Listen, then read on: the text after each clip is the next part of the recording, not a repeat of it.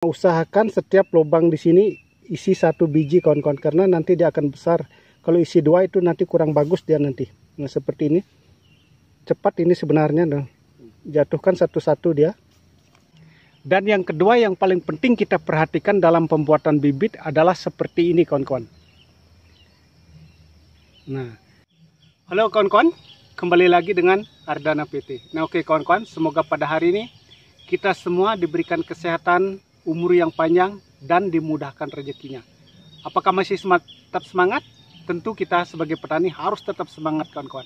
Nah, pada hari ini saya akan memberikan teknik-teknik bagaimana cara kita melakukan persemaian atau pembuatan bibit yang berkualitas. Nah, ada beberapa faktor yang harus kita perhatikan sebenarnya kawan-kawan. Kita sebagai petani sebenarnya sudah mengetahui banyak tentang masalah-masalah hal seperti ini.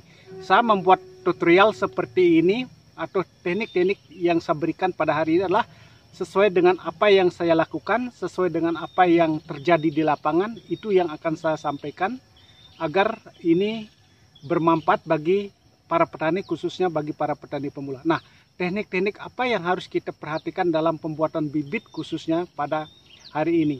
Nah, mari kita lihat kawan-kawan agar tidak gagal paham, agar kita mendapatkan sesuatu yang baik setelah kita melakukan pembibitan nanti. Nah, langkah awal yang kita haruskan dalam pembuatan bibit adalah yang pertama sekali yang harus kita perhatikan adalah pembuatan tempat bibit itu sendiri. Nah, seperti ini kawan-kawan, usahakan bibit itu ternaung dari sinar matahari.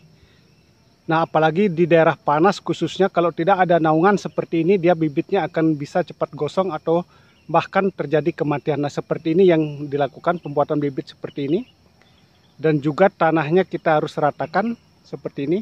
Kita membuat pembibitan dengan menggunakan pot tray sekarang ini. Karena apa? Karena sekarang menjelang musim panas atau mendekati musim panas, kita harus melakukan hal-hal seperti ini. Dengan menggunakan pot tray seperti ini, yang ini depan saya ini, maka bibit itu akan tetap segar. Nah, ini kondisi lahannya kawan-kawan. Jadi tidak ada naungan pohon khususnya di samping tempat pembibitan itu. Karena kalau kita membuat bibit atau tempat persemaian ada naungan pohon, itu bibitnya tidak mendapatkan kualitas yang bagus artinya kawan-kawan. Jadi bibitnya akan tinggi tapi batangnya akan kecil seperti itu. Jadi kalau ada sinar matahari langsung menembus daripada pembibitan itu, dia akan bagus. Tetapi kita menggunakan plastik seperti ini tembus cahaya. Ini gunanya adalah di mana pada waktu musim hujan bibit itu tidak terkena air hujan secara langsung. Nah, itu yang pertama. Dan yang kedua yang paling penting kita perhatikan dalam pembuatan bibit adalah seperti ini kawan-kawan. Nah, media daripada pembuatan bibit itu sendiri. Nah, media ini harus sangat paling penting sekali menurut saya. Karena pertumbuhan bibit otomatis akan bagus atau terbebas dari jamur atau penyakit kalau media semainya akan bagus seperti ini. Ini media semainya bahannya yang saya bikin adalah dari sekam bakar ini. Ini dia masih ada sekam bakar. Kemudian kotoran kambing yang sudah digiling dan sudah difermentasi. Dan juga kapur dolomit kita campur jadi satu. Kemudian bakteri E4 untuk fermentasinya. Nah, ini pun kita diamkan selama cukup lama, sekitar 1 bulan kita bikin. Nah, sudah itu kita ayak lagi, kita bersihkan menjadi sangat halus seperti ini. Karena media semai itu semakin halus, medianya akan semakin bagus. Dan konstruksi daripada kesuburannya karena pupuk kandang kambing yang sudah digiling itu akan menjadi sangat bagus. Dan yang ketiga ini yang harus kita perhatikan adalah bibit itu sendiri kawan-kawan. Nah, seperti ini. Karena ini sekarang saya membuat bibit kubis atau kul, maka yang ketiga adalah kualitas bibit itu. Usahakan di tempat kawan masing-masing, pemanya daerah ke masing-masing, jenis bibit apa yang cocok di daerah sana itu yang harus dikembangkan. Karena setiap daerah itu mempunyai kualitas atau iklim yang berbeda. Ada daerah panas, ada daerah dingin. Kalau daerah panas, jenis kul seperti ini kurang cocok. Karena saya ini daerah dingin, jadi kul kubis ini sangat cocok sekali. Jadi yang saya gunakan adalah Brilliant 37. Ini sangat bagus sekali. Ini di tempat saya ini besarnya mencapai, kalau sudah jadi dia bisa mencapai 3 kilo lebih nih kawan-kawan. Nah, itu pun tergantung daripada nanti apakah curah hujan tinggi ataupun rendah, bagaimana nantinya itu sangat menentukan juga. Nah, ini dari Tunas Agro. Nah, yang keempat adalah bagaimana cara kita melakukan pesemaian ini dengan baik, yaitu dengan menggunakan pot tray seperti ini.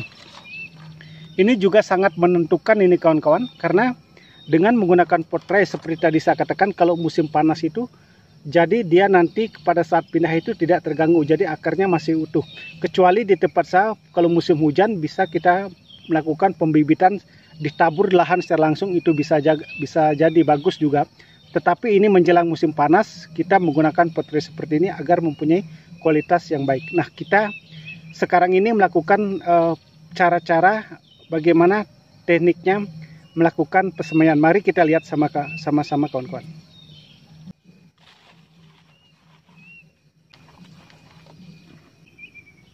Nah, jika sudah selesai seperti ini kawan-kawan, kita sudah tutup rata lubang-lubang seperti ini, kita lubangi pakai jari saja seperti ini. Jadi sangat mudah sekali sebenarnya. Jika kita menggunakan pakai kayu, nanti lubangnya terlalu kecil, jadi pemasukan bibitnya agak lebih susah jadinya. Nah, kalau seperti ini dia akan lebih mudah ini. Nah, karena media semainya seperti tadi saya katakan lembut, halus, jadi kita bikin lubangnya pun akan menjadi sangat gampang sekali seperti ini. Inilah yang menentukan kualitas bibit itu, apakah nanti tumbuhnya bagus atau tidak kawan-kawan. Nah, ini bibit kubis yang akan kita semai kawan-kawan. Nah, seperti ini dia warnanya. Dia bijinya kecil-kecil. Nah, usahakan setiap lubang di sini isi 1 biji kawan-kawan, karena nanti dia akan besar. Kalau isi 2 itu nanti kurang bagus dia nanti. Nah, seperti ini. Cepat ini sebenarnya. Nah, jatuhkan satu-satu dia. Sebenarnya pengisian seperti ini karena bijinya bulat, dia lebih gampang dia sebenarnya menaruhnya ketimbang kita melakukan bibit cabai itu. Kalau bibit cabai itu dia gepeng, dia lebih lambat dia sebenarnya. Kalau ini walaupun dia kecil, tetapi karena bulat, dia akan sangat mudah sekali kita lakukan seperti ini. Nah, kita nih satu-satu ini kawan-kawan, jatuhnya. Jadi kalau petani yang sudah terbiasa tidak akan menjadi permasalahan. Tapi yang kalau belum biasa, ini kelihatan seperti sulit sekali ini.